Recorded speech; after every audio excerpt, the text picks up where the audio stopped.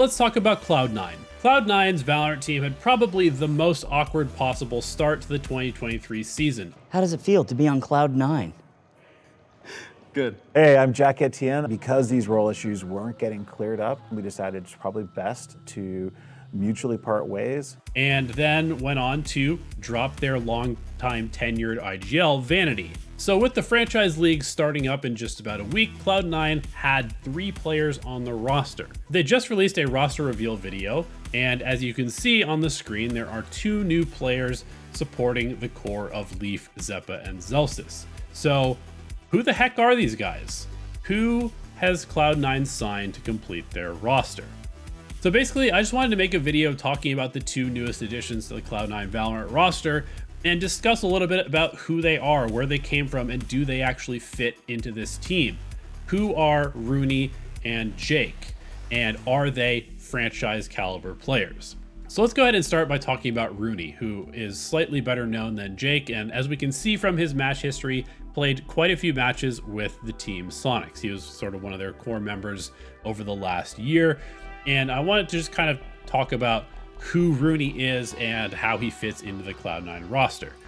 So if we just go ahead and sort by all of his matches played, we can see that he is a very heavy Sova player. Basically, he's sort of like the high support initiator player for Cloud9. And right off the bat, I just want to go ahead and say that this is a good pickup just purely on a role standpoint, because ever since the departure of Zeta from Cloud9, the team has really struggled to fill that role. They've shuffled quite a few people through the Sova role, and none of them have come close to the same impact that Zeta had for the team. I think the drop off from when he was on the team and after he left and went to T1 was pretty much immediate, and Cloud9 never really recovered. So bringing in a highly skilled, highly practiced Sova player is definitely a good idea. But how does Rooney actually stack up? And to do that, we're going to go ahead and look at the Challengers League qualifiers, because this is the last sort of big matches that Rooney played. Sort by Sova. I'm setting this to a minimum of 150 rounds, and we can see that Rooney right here, if this is sorted by ACS, Rooney is ranking at 4th. The only players above him are Glyph, Brock, Blackheart, and then we have Rooney. And who's that? Sinatra right below Rooney. So Brock, I think, has probably been kind of the standout Sova from the tier 2 scene right now in North America. We can see that Rooney, his Sova performances, pretty consistent. He played it a ton, 530 rounds, by far the most out of this leaderboard. And his ACS, pretty good. The KD, a little bit lower, but still pretty good. The ADR is quite good as well. I think these days we're seeing a little bit more of a trend towards young, really talented Sova players kind of taking over the game. Verno being another one for Oxygen, who has really started popping off in the Challengers League.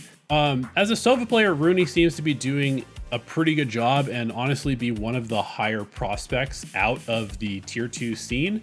I'm also going to go ahead and sort by Fade as well, just to show off Rooney's sort of second most played agent.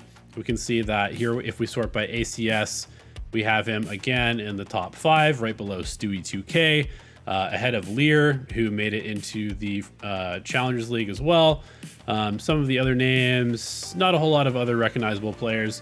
You know, we can see from a lot of these stats that he's kind of in, the upper echelon of tier 2 players as far as the Fade and the Sova goes. So it makes sense that they would pick up, one of the top rated tier 2 players in a role that they desperately need to fill. One other thing I would say for Rooney's sort of benefit for the team is that he's played under a coach. He's played in a real system. Sonics, they were a salaried team.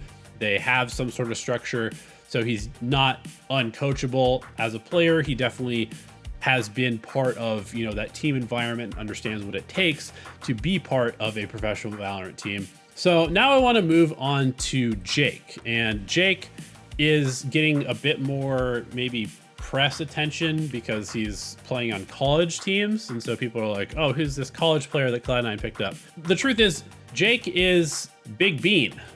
Big Bean is a name that a lot of tier 2 North American Valorant fans or players will recognize because he's kind of known as just this ridiculously aggressive smokes player. Like The big bean play is essentially just pushing your own smoke constantly and wide swinging people through your smoke. And I know that because I coached in this level and played and scrimmed against him a number of times, and all the players on my team that I was coaching and all the scrims that we saw him, it was that play style. He's a very, very aggressive player. It looks like he'll be coming in to play smokes for Cloud9. If we look at the college scene, Jake is playing the duelist role for his college team, which is UST Esports. We can see that Jake is the second highest rated collegiate player in this particular region. But he's playing the duelist role, and I would find it very unlikely that he would step into the duelist role on Cloud9, considering that was Yay's role. Supposedly was a problem with the roles because they also have Zelsis, who plays duelist, Zeppu, who plays duelist, and Leaf, who also plays duelist. So most likely Jake is coming in to play smokes for Cloud9, replacing Vanity, who was the primary smokes player. So yeah, we can see that Jake played for NSIC during the North American qualifiers, and he played the smokes role here, playing Omen, and then playing the Brimstone as well.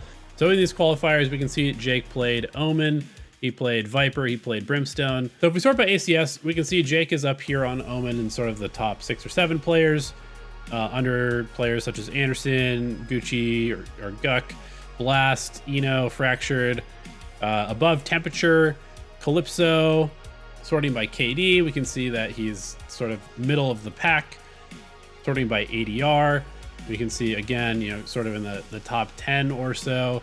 There's definitely several other players that are performing higher statistically, but again, statistics are not just the whole picture. Find Brimstone, and he didn't play a ton of Brimstone, but again, sorting by ACS, we have sort of like top 6 numbers. KD's up there pretty well also.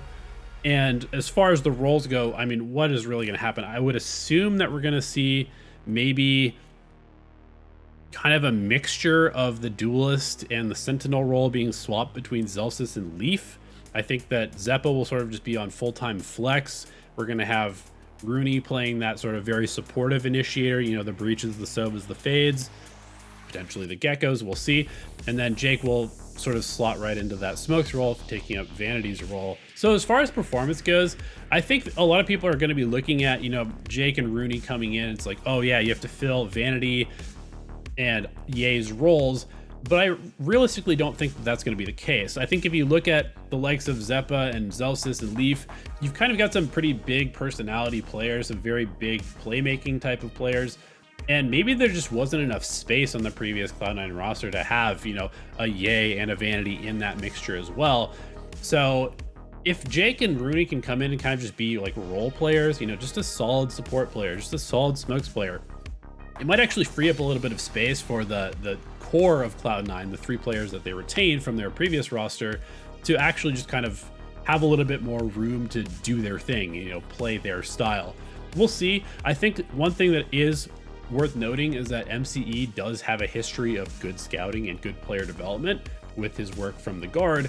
So while I don't think that Cloud9 has a very good shot of, making the top 3 and going to Masters Tokyo, I don't necessarily think that they will be the worst team in the North American League, but you have to look at a team as sort of a complete unit. And so maybe this team is a little bit more complete now as far as the roles go. I don't know. We'll see. I don't think that they're going to be terrible. I don't think that they're going to be incredible, but they definitely could be pretty good by the end of the year if the players are allowed to develop and don't crumble under the pressure. So let me know what you think in the comments, and we'll see you next time.